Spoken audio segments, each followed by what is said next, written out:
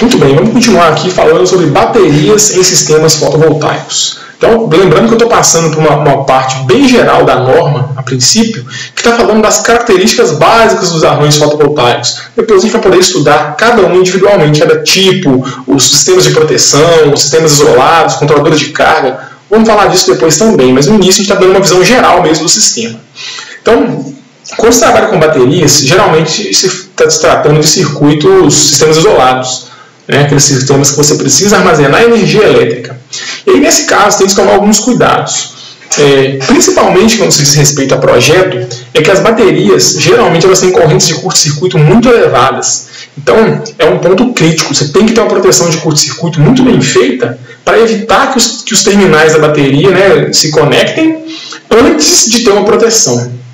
Por exemplo, nessa imagem que eu estou mostrando para vocês, essa parte vermelha é uma zona não protegida.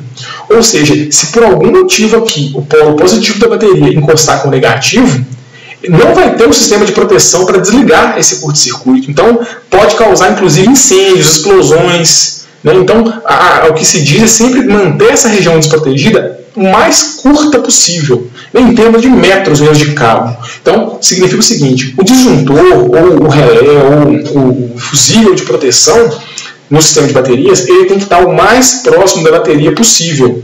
Certo? Primeiro, ele é obrigatório, sem dúvida que ele é obrigatório, e ele tem que estar o mais próximo da bateria possível, porque se acontecer um defeito na zona não protegida, a única coisa que vai limitar esse curto-circuito é a própria capacidade da bateria, que geralmente é muito elevada. E aí esse aquecimento pode causar problemas, principalmente relacionados a incêndio, queimaduras em pessoas, né, entre outros.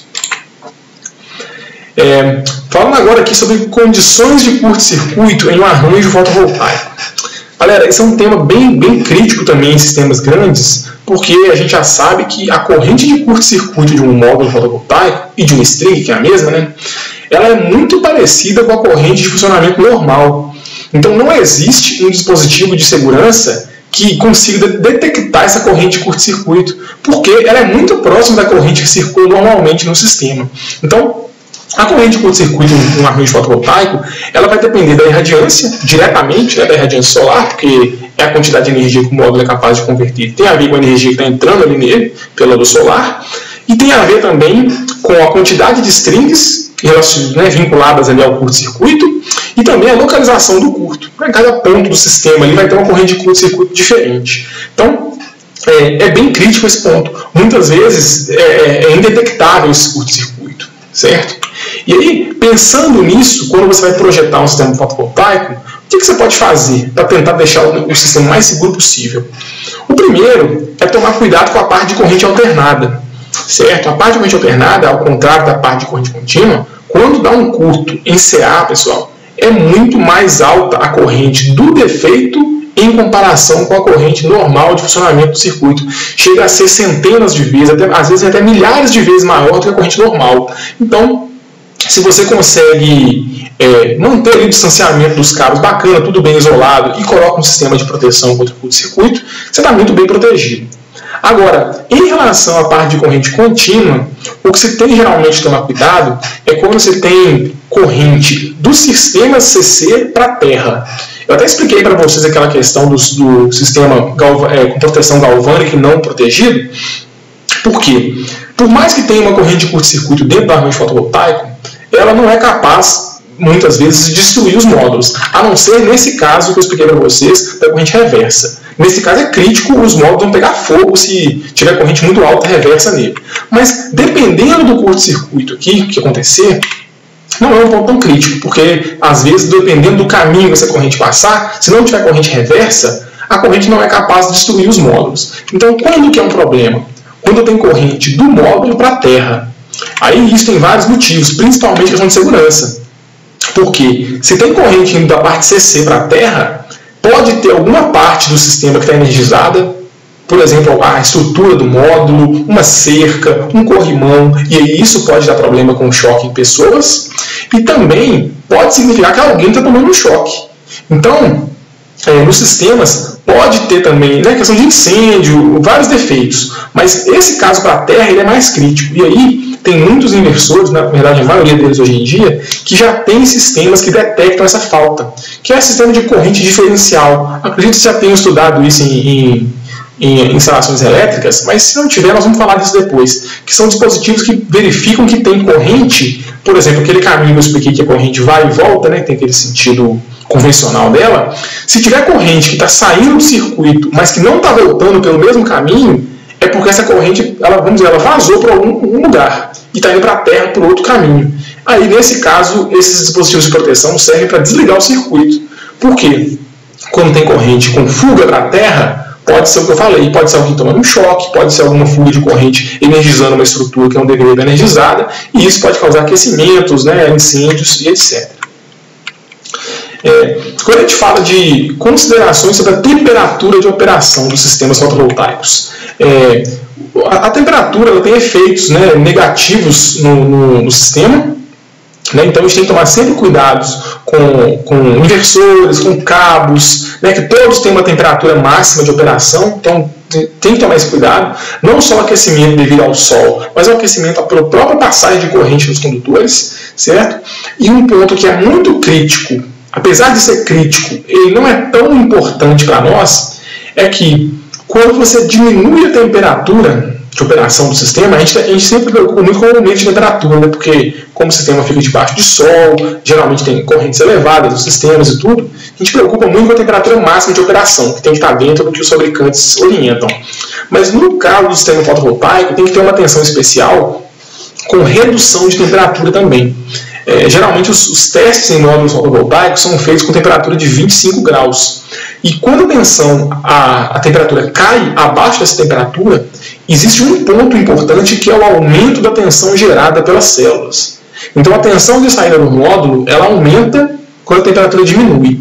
É claro que isso é improvável de acontecer no Brasil, pessoal. Talvez no sul do Brasil, alguma região, seja possível você ter uma radiação solar suficiente para gerar energia com temperatura abaixo de 25 graus. E quando eu digo temperatura, não é temperatura ambiente, isso é muito possível, mas a temperatura da própria célula. Então isso não é tão comum no Brasil, mas fora do Brasil. Mas tem que tomar cuidado com isso. Porque se você calcula o seu sistema para ficar muito no limite da tensão, e é o que eu mostrei para vocês anteriormente naquele exemplo, pode acontecer de, se a temperatura cair e tiver muitos módulos em série, o pouquinho de tensão que eleva ali em cada um aumenta a tensão suficiente para danificar um inversor, por exemplo. Então, é um ponto de atenção. Nós vamos falar disso depois. Tem até a forma de cálculo para descobrir quanto que essa tensão vai subir dependendo da temperatura do ambiente.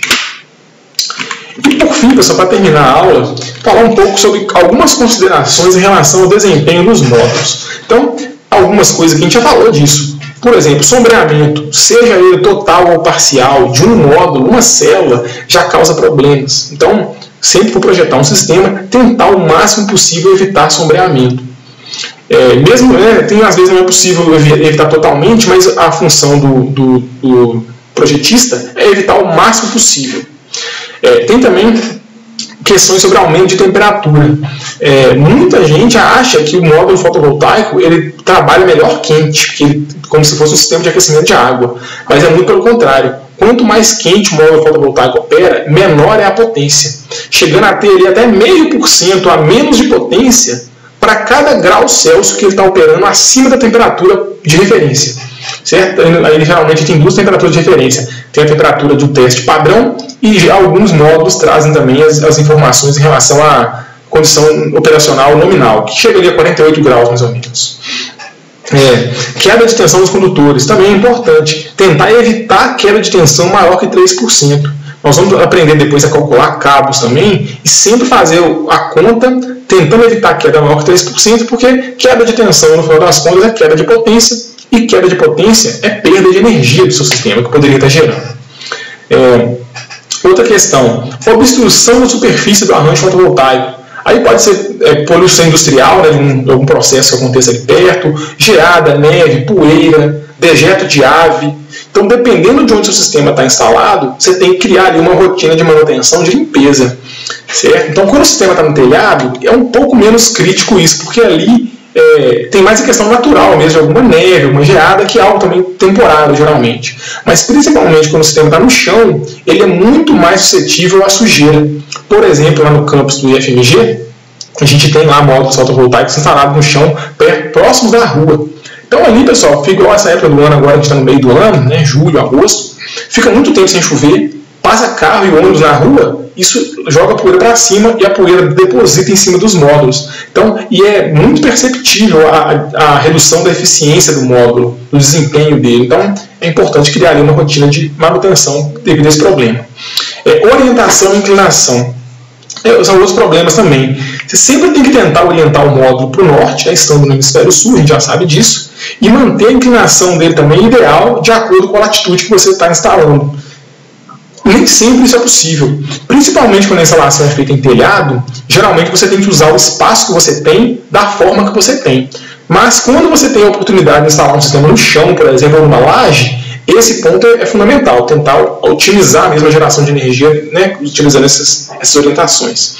E por fim tem a degradação dos módulos também, que tem a ver com o desempenho. Infelizmente o módulo, a tendência natural dele com o tempo é cair a eficiência, certo? Então é sempre bom ficar atento quando você instala uma usina e estava responsável por monitorar ela, verificar o desempenho, como é que está, porque vai chegar um momento, é claro que a vida útil desses sistemas é grande, mas vai chegar um momento que inevitavelmente esses módulos têm que ser substituídos, e muitas vezes quando a eficiência cai em excesso, vamos dizer assim, pode ser viável antecipar a substituição dos módulos, né? Claro que tem toda uma questão do custo da energia, do custo do módulo no mercado à época da substituição, mas sempre é bom estar atento, porque muitas vezes a substituição do módulo vale a pena em termos de dinheiro mesmo, da energia que você vai poder gerar mais, certo? Então, essa videoaula vai ficando por aqui, pessoal. Espero que tenha sido interessante o tema para vocês e até a próxima.